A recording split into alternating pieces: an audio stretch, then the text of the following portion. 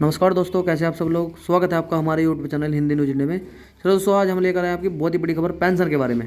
Pension scheme जो है 1 दिसंबर 2022 से बड़े बदलाव जा रहे हैं पेंशन में। पेंशनों को मिलेगा लाभ, क्या क्या लाभ मिलेगा और कैसे कैसे मिलेगा, यहाँ हम आपको बताएंगे। प्लस 7,000 रुपये फ्री राशन, फ्री दवाई कब मिलेगा और कैसे मिलेगा।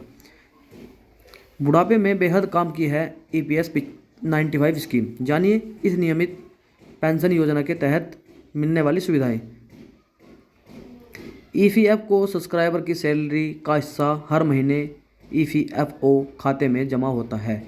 ध्यान देने वाली बात यह है कि इस स्कीम का लाभ उठाने के लिए अपने कम से कम 10 साल तक की नौकरी जरूर हो। जहाँ दोस्तों इस स्कीम का लाभ उठाने के बाद आप कम से कम 10 साल की नौकरी करना अनिवार्य होना चाहिए।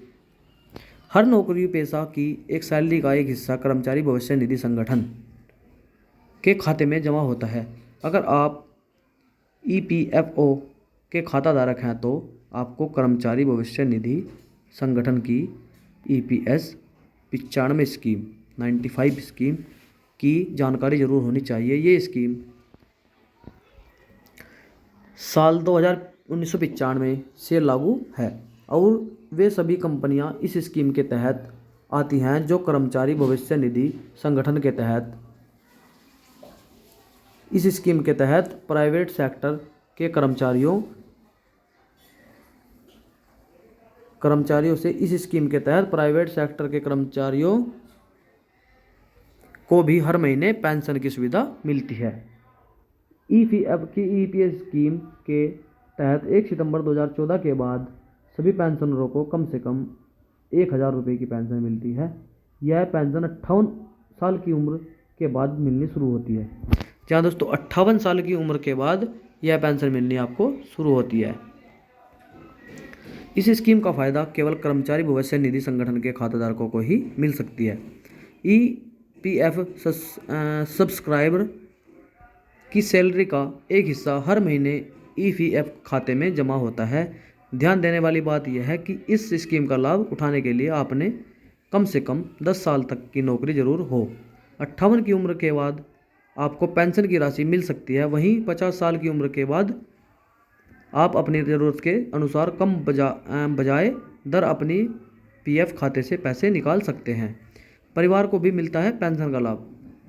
EPS 95 स्कीम के तहत अगर आप किसी पेंशन होल्डर की मृत्यु हो जाती है तो ऐसी स्थिति में उसके परिवार को फैमिली पेंशन का लाभ मिलता है। अगर किसी कर्मचारी की मृत्यु नौकरी के दौरान ही हो जाती है तो उसके परिवार को 6 लाख रुपए का लाभ मिल सकता है। वहीं EPS 95